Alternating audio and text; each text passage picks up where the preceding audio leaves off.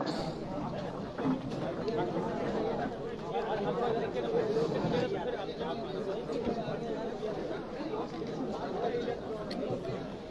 पीछे कोई खड़ा नहीं रहेगा, पीछे कोई खड़ा नहीं रहेगा। जो भी लोग हैं कुर्सी दे दिए, पीछे कोई खड़ा नहीं रहेगा। साथियों,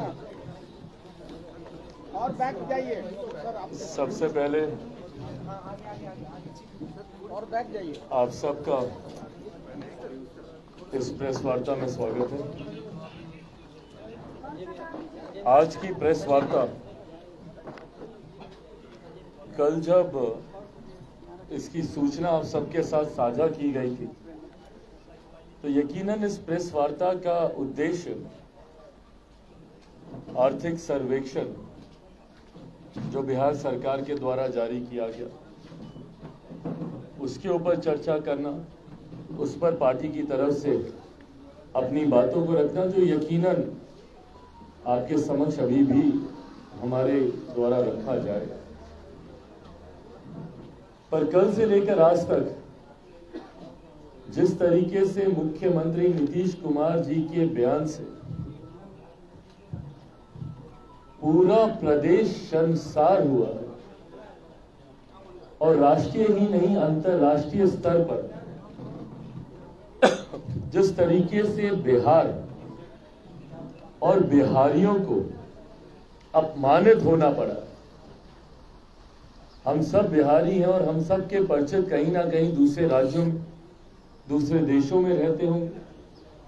उन लोगों ने जिस तरीके से फोन कर मुख्यमंत्री के द्वारा दिए गए विधानसभा और विधान परिषद उनके बयान से बिहारियों की छवि को जो नुकसान पहुंचा है, जिस तरीके से हम लोगों का मजाक देश के दुनिया के सामने बना। आज तक तो हम लोग को शर्मसार होना पड़ता था कि भैया लोग चढ़ाते थे हम लोग को बोल करके, अरे देखो तुम उसी राज्य से ना हो जहां पर पुल हवा में गिर जाता है, जहां बांध चूहे कुतर जाते हैं, जहां के मुख्यमंत्री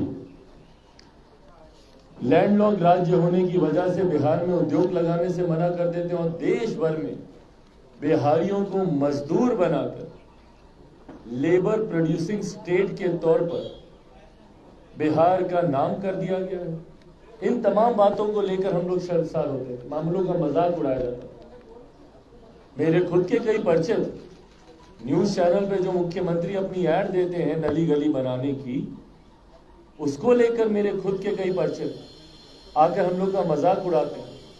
जब चैनल्स पे ऐड चलती है और दिखाया जाता है कि भैया शहर से आया हुआ लड़का खुश हो जाता है, क्यों? क्योंकि हमारे गांव में नली बन गई, तो लोग हमसे पूछते हैं कि भैया आज भी तुम्हारे राज्य में एक नली का और एक गली का बनना इतनी बड़ी उपलब्धि है कि उसके लिए तुम लोग ऐड निकाल रहे हो। कौन बात करेगा आईटी जॉब की, आईटी सेक्टर की?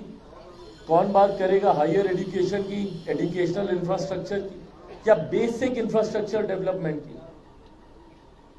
पर आज तो उन सारी बातों को पार करते हुए जिस तरीके से हम बिहारियों का मजाक मुख्यमंत्री नीतीश कुमार जी के निंदनीय, अशोभनीय,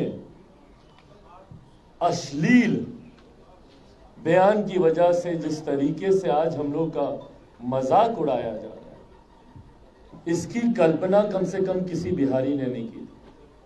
हम लोगों ने जिंदगी में कभी नहीं सोचा था कि हमारे प्रदेश का और हमारे प्रदेश का मुख्यमंत्री, भाई जो प्रदेश अपने संस्कारों के लिए जाना जाता है, हम उस प्रदेश से आते हैं जहां पर हम अपने पिता के सामने नजरें मिलाकर बात नहीं करते। हम लोग उस प्रदेश से आते हैं जहां दिन में 4 बार अपने माता पिता दादा दादी के घर से निकलते, घर घुसते वक्त हम लोग पांव छूते हैं।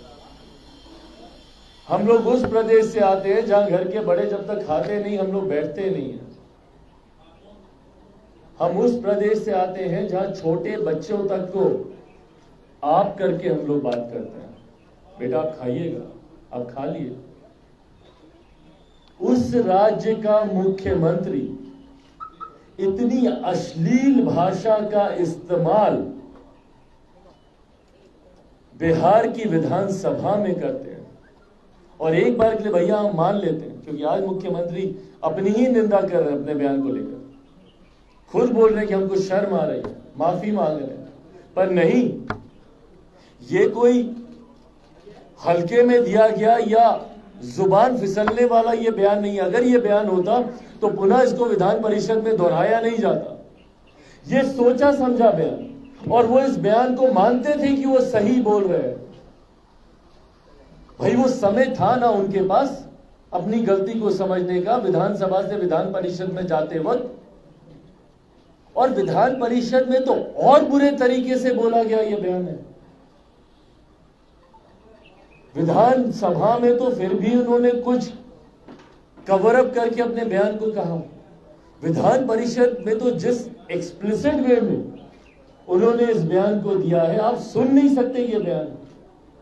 कल सोचिए हमारी परिस्थिति घर पर, भाई हम राजनीतिक परिवार से आते हैं, हर कोई, हमारी माँ बहनें, हर कोई जानता है कि राजनीति में क्या चल रहा है। हम लोग एक कमरे में बैठकर इस बयान पे हम लोग चर्चा नहीं कर पाए,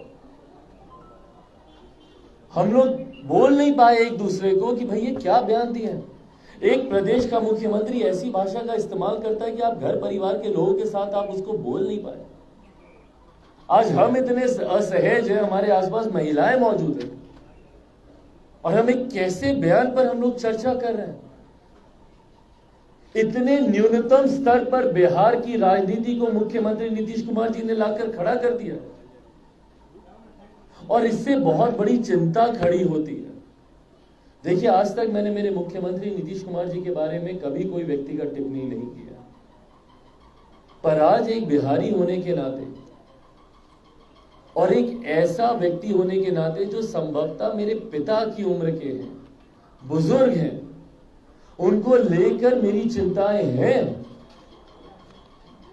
आज पहली बार मुझे लगता है कि संभवतः उनको लेकर जो आम बोलचाल में जो चर्चाएं चल रही हैं, जिनको अभी तक मैं र्यूमर्स मानता था, अफवाहें मानता था, पर क्या वो बातें सही में सत्य हैं?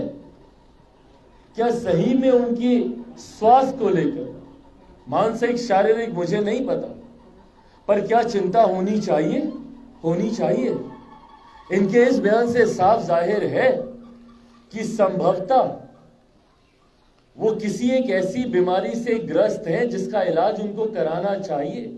और ये चिंता मेरी जितनी मेरे मुख्यमंत्री को लेकर है व्यक्तिगत तौर पर, उतनी ही चिंता मेरे प्रदेश को भी लेकर है।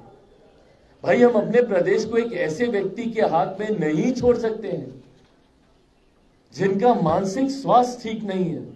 और ये मैं किसी नेगेटिव वे में नहीं कह रहा हूं, मेरे शब्दों को गलत वे में ना लिया जाए। मैं किसी को चिढ़ाने के लिए, किसी को हीन भावना से, और आज की तारीख में भैया मानसिक स्वास्थ्य को लेकर चर्चाएं शुरू हुई हैं, और ये होनी चाहिए, ये छुपाने वाली बातें नहीं है। कितने बड़े बड़े एक्टर्स हैं जो खुलकर अपने मानसिक स्वास्थ्य की आज की तारीख में चर्चा कर रहे हैं। और ऐसे में अगर मेरे मुख्यमंत्री भी किसी ऐसी मानसिक बीमारी से ग्रस्त है, या संभवतः शारीरिक बीमारी से जिसका असर, जिसका दबाव उनके दिमाग पर जा रहा हो, उस पर चर्चा होनी चाहिए। और ये जिम्मेदारी उनकी पार्टी की बनती है, और एक बिहारी होने के नाते बिहारियों का अधिकार है इस बात को जानने का कि क्या गलत है हो रहा है हमारे मुख्यमंत्री के साथ। क्यों इस तरीके से रह रहकर उनके स्वास्थ्य को लेकर बाहर में अफवाहें सामने आ रही हैं। और अगर उसमें 1% की भी सच्चाई है तो सिर्फ राजनीतिक लाभ के लिए इन बातों को छुपाए जाना और एक व्यक्ति को बीमारी में और ढकेलते जाना कहीं से भी जायज नहीं है। उनके आसपास के उनके शुभचिंतक जितने भी हैं, मैं उनसे आग्रह करूंगा, भाई अगर जरूरत है तो इलाज कराएं। और आज की तारीख में मानसिक स्वास्थ्य कोई शर्म की बात नहीं है, कोई छुपाने की बात नहीं है, उस पर चर्चा होनी चाहिए। और जरूरत है तो मुख्यमंत्री का इलाज कराया जाए। और अगर उनके आसपास के लोग, अगर उनके पार्टी के लोग ऐसा नहीं करते, तो मैं केंद्र सरकार से मैं मांग करता हूं कि बिहार में राष्ट्रपति शासन लागू करे और मुख्यमंत्री को हर संभव मेडिकल सेवा जो उनको देने की जरूरत है उनको दी जाए। इस तरीके से एक व्यक्ति को आप बीमारी में और नहीं ढकेल सकते।